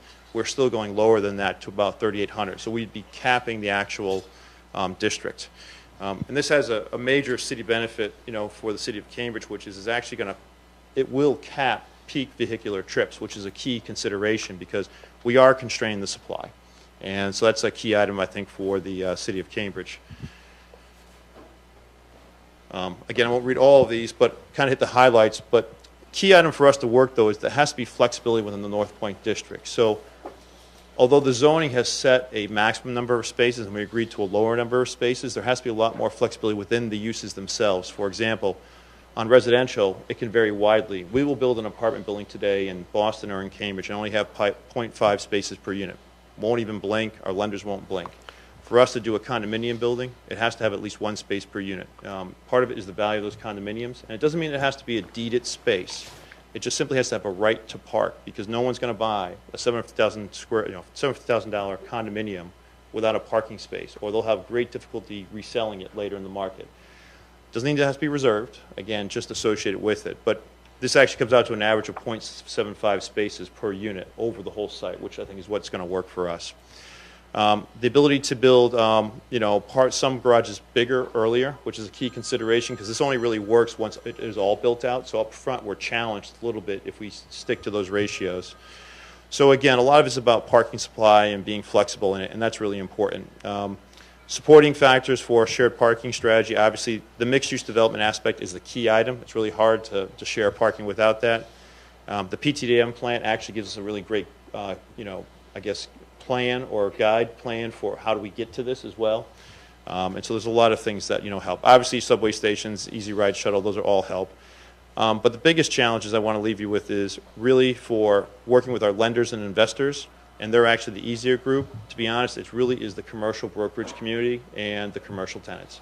They are the ones that, have a sense that they have a much greater need of parking than they actually do.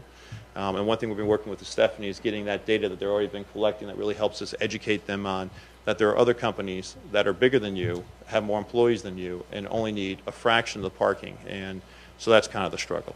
But, Thank you.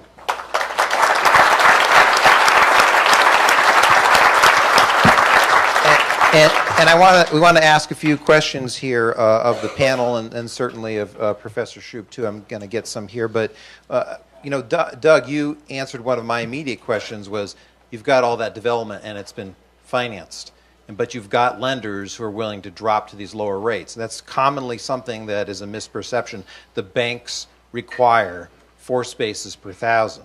That's sort of a falsehood. It's a red herring that everybody uses. The brokerages who may be trying to say that. Well, again, I think it depends on the use, and we have a much easier sell on the residential side of it today than we do on the commercial side of it. But again, I think what works for us, at least with North Point, is that it is a parking district, and that we can show that even though we may only build, 0.9 spaces per 1,000 square feet of that building, the district has flexibility so that if a certain tenant suddenly needs 1.25 spaces and another one needs 0.5 spaces, we're not getting restricted between the buildings. And that's kind of the important, that there's overflow. Not that they're actually going to use it, it's just, lenders are looking for buffers and understand that there is sufficient parking in it. And so, and then we also focus on the transit and all the other things that already, support the mode share, split and demographic change, so. And I think a lot of the questions that I'm seeing here actually have a lot to do with this question about parking requirements. I'm going to ask one of these, but I'm also going to ask the panelists if they have any other questions or input on these points. But here's this is slightly different use, and I'm not sure you have one of these there, Doug. We have attempted to lift required parking requirements, but big box and even fast food want more parking. Big box grocery, 6 per 1,000 square feet. Fast food routinely comes in with double the requirement. How do you fight that? These are other uses too. I mean, I don't know if you've got a grocery in North Point, but this is a common concern in a downtown because everybody wants a grocery store. So no, actually, this is really relevant. One of the changes that we're working with the City of Cambridge on is that when North Point was approved originally, there was no retail parking allowed, and that was an immediate kind of kickback on the concern about big box retail coming to North Point and big surface lots happening. We're actually working with the City of Cambridge to allow 0.5 spaces per 1,000 square feet. I mean, our retail component is small, so that's only about 75 to 150 spaces, so it's not a big component. But we can't get a grocery store if we don't show that they can have 75 spaces. It could be in a garage, but they definitely want. So some of the bigger tenants need it. The smaller tenants, restaurants do not, as long as we work with the City of Cambridge, making sure that the metered spaces are there. And we're huge advocates, actually, of keeping metered spaces running up till 11 o'clock at night.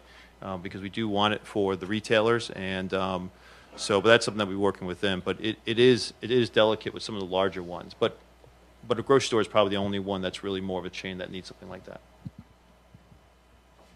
I have another question here. Many commercial districts are surrounded by residential neighborhoods. This may go to both Cambridge and Salem and even Professor Shoup.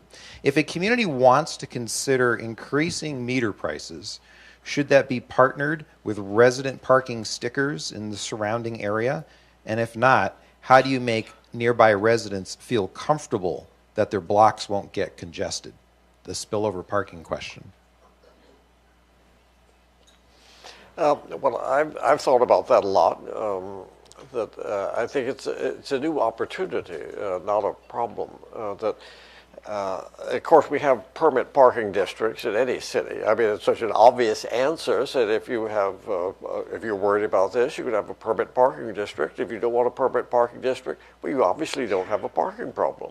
Why should we worry about a neighborhood that is worried about parking spillover but doesn't want a permit district? But I think permit districts should be much better than the ones that we have. That many of them allow 2 hours of free parking for non-residents, which is hard to enforce.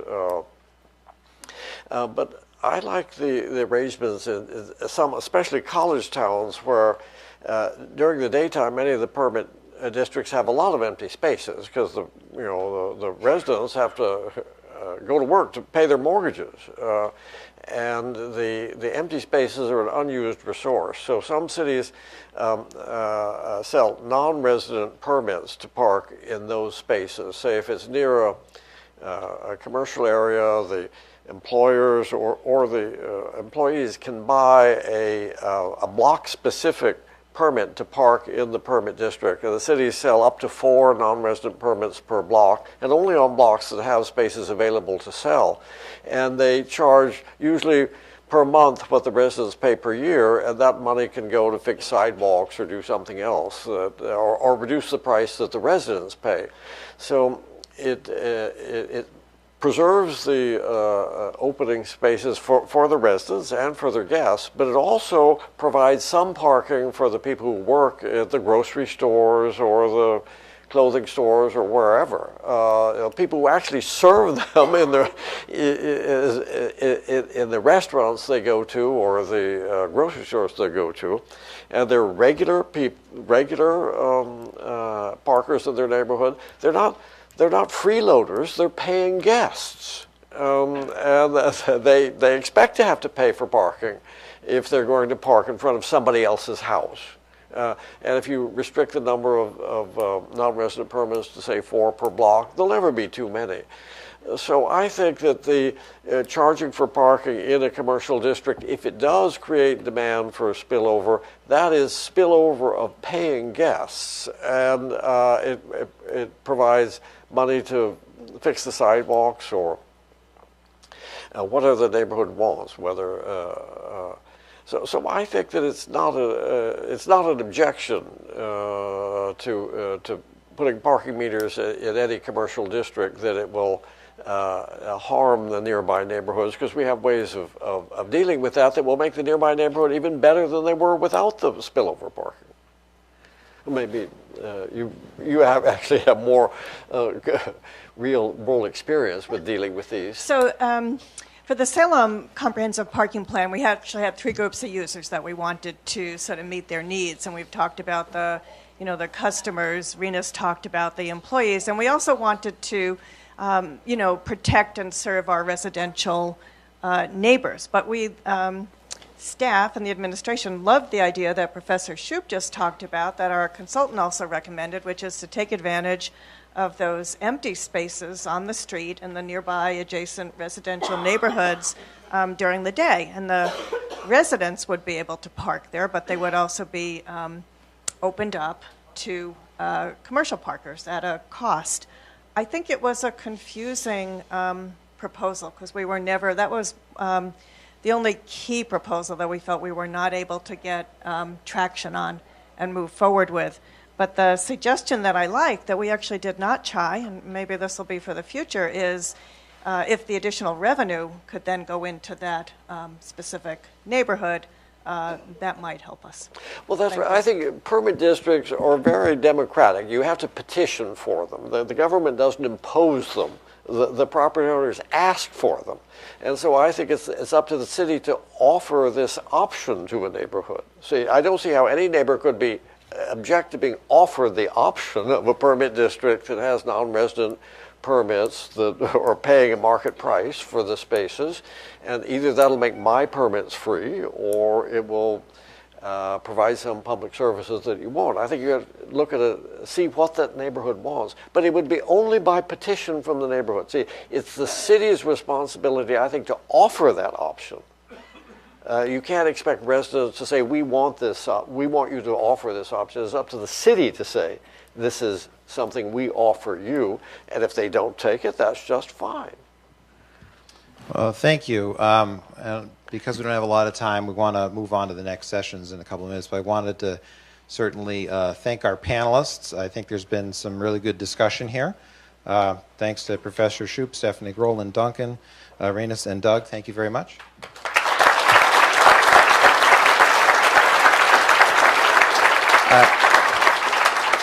I think if there's one theme out of this session that not everybody's really thinking about directly, it's to be thinking comprehensively, whether it's about the development impacts and the off-street parking requirements, the on-street pricing, the residential spillover. Anything you do in your community has got to think comprehensively, not just about parking, but as its place in broader economic development, which I think is first and foremost in everybody's minds.